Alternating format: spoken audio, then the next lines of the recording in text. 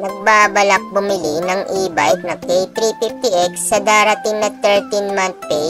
Umatok dahil sa mga hype na vloggers na nagpo-promote. Sulit nga ba itong bilhin dahil kayang sumibak ng Yamaha NMAX? Bakit kaya ang daming nagbebenta agad ng units nila pagkabili? Panoorin muna natin sa video na ito ang K350X e-bike bago mahuli ang lahat. Say cheese!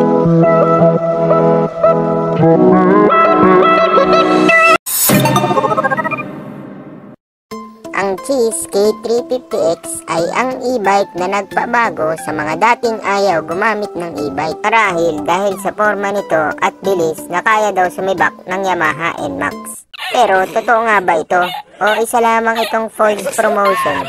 Kung isa kang e-bike enthusiast na may alam sa specs ng isang e-bike, ay sasabihin mong isa itong malaking kalokohan dahil isa ito sa mga units na pinagtataasan ng kilay sa e-bike community.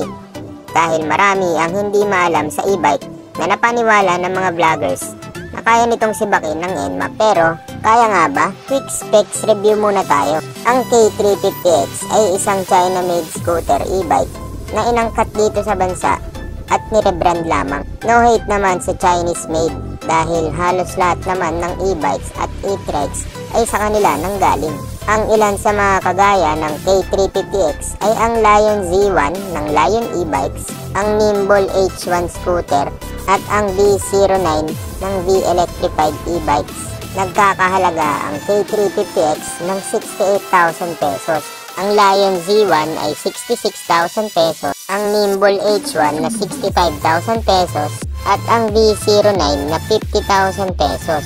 Ang motor ng K350X ay mayroong 3,000 watts daw na QS hub motor daw. Pero totoo nga ba?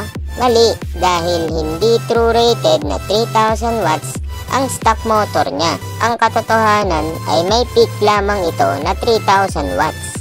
Pero ang totoong power ng motor ng K350X ay 1,500 to 2,000 watts lamang.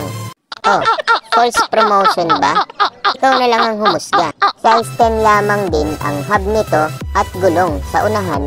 Kaya naman, kung dito sa Metro Manila ay panigurado, puro sayad sa sandamakmak na humps ang aabutin mo dito.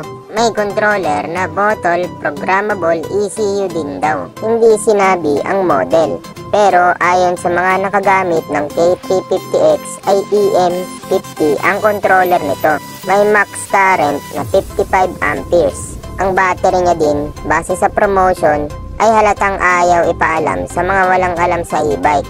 Dahil 72 volts 28 Ah lamang ang nakalagay dito. Ang katotohanan ay 20 Ah actual lamang na lead acid battery ito base sa sizing. Ibig sabihin ay aabutin lamang ng 1 to 2 years ang battery nito. Depende sa paggamit. I-like mo muna ang video na ito bago tayo magpatuloy. At mag-subscribe ka na rin sa aking channel. Maraming salamat.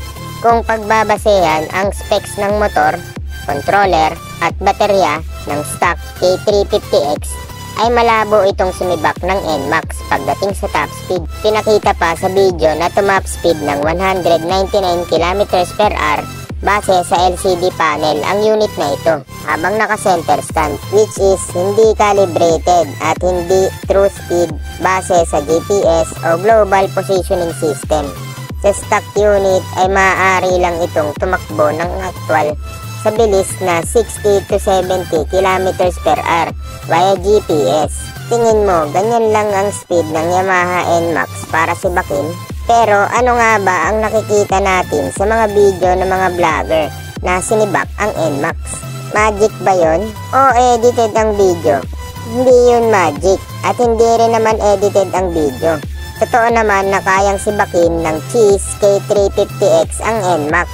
Pero hindi ang stock unit dahil kailangan mo mag-upgrade ng true rated na hub na may 5,000 watts pataas, controller na mas malakas pa sa EM150 na may max battery current na 150 amps at higit sa lahat ay ang magpalit ng battery sa high discharge lithium ion na may mataas na voltage at capacity. kagaya ng mga 84 volts, 50 Ah pataas. Kung balak mo talagang higitan ng NMAX ay gagastos ka pa dito ng around 100 to 150,000 bukod pa ang presyo ng stock unit mo. Ang nangyayari sa iba na nakabili ay either binibenta na lang nila ang unit ng palugi dahil hindi na-meet ang kanilang expectations na talagang mabilis ang unit, lalo pat kung walang budget pang upgrade, o kaya naman ay i-upgrade na lamang nila ito upang mapatotohanan ang napanood nila sa mga vlogger, which is dagdag gastos ka higit pa sa presyo ng stock unit. Ang iba naman ay tinatanggap na lang na nadali sila na hindi talaga ganong kabilis ang unit. Tandaan na kahit anong e-bike naman ay kayang sumibak ng motor pag top speed ang usapan. Wala yan sa brand o rebrand. Nasa lalim yan ng iyong bulsa. Kaya mag-isip-isip muna bago bumili dahil no return, no exchange yan. At mag-research muna tungkol sa specs ng mga e-bike. Pero kung mayaman ka naman ay walang pumipigil. Kahit big bike, kayang-kayang talunin sa pabilisan basta may budget sa upgrades.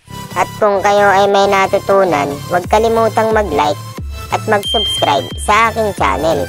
At pakishare na rin ang video na ito sa mga nagbabalak bumili ng hype na cheese e-bike sa paparating na Pasko. Tandaan na wala naman tayong sinisiraan sa video na ito. Siyempre, sa totoo lang tayo. Marami pong salamat sa panonood.